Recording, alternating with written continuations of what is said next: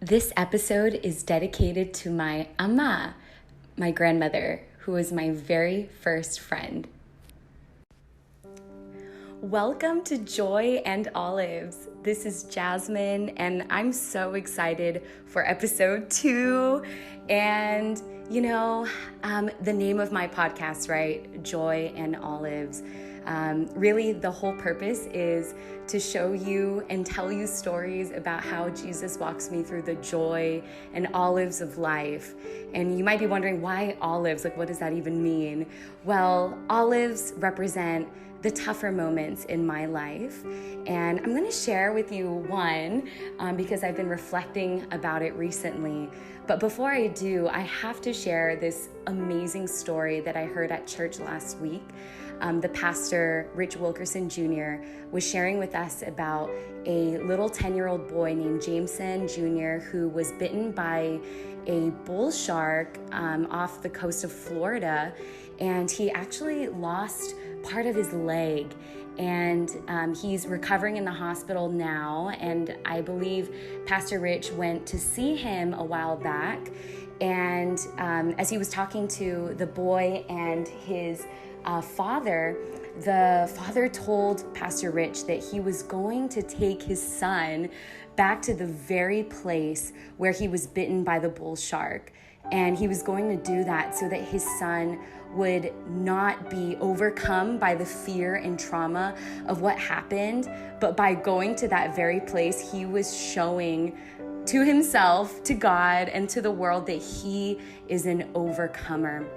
And I thought that was so beautiful. And that story really stuck with me. And then a couple of days later, I was chilling on my kitchen countertop.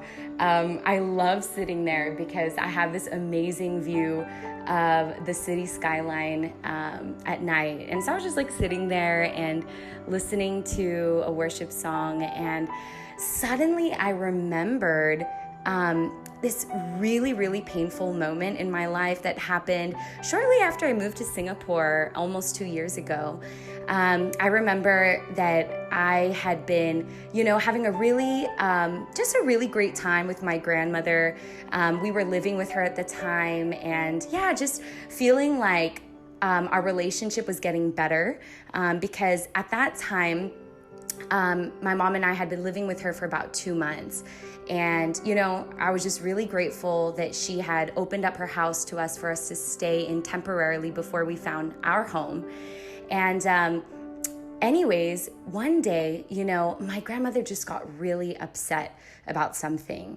And, my grandmother is someone who has been abandoned before in her earlier years. And, I think sometimes she doesn't know how to express her frustration and her anger in a way that I understand. And again, I'm coming from an American context. She's coming from a Chinese context. So anyways, the misunderstanding just blew up, and I was really hurt and confused. And anyways, my grandmother one morning, she's still upset. And I didn't know what to do. And my grandmother leaves the house to go to see the doctor. And as I saw her walk out the front door, the Holy Spirit just prompted me and said, Jasmine, I want you to go with your grandmother to the doctor's appointment. And I was like, yeah, but I don't know if she's going to like that. And besides, she's really upset with me. And I was really scared because it really brought me back to my younger years when I was about 5 years old at the time. I was living with my grandmother then as well. And a similar situation happened where, I misunderstood my grandmother. She misunderstood me. And I really thought in that moment that she hated me, and I actually ran away from her. And, she almost called the police. She thought I was lost or even kidnapped. And actually, I had just run all the way back home. And that's how I dealt with the problem then. And to be honest, that's kind of how I've dealt with many problems, which is, when I feel afraid, I just want to run away and not think about it, not deal with it. But in that moment, when the Lord told me to go, I said, okay, I know, and I obeyed. And it was the most painful 2 hours of my life because as I was following her to the doctor's appointment, my grandmother kept pushing me away with her words and her nonverbal expressions. And she even told me, don't follow me, go home.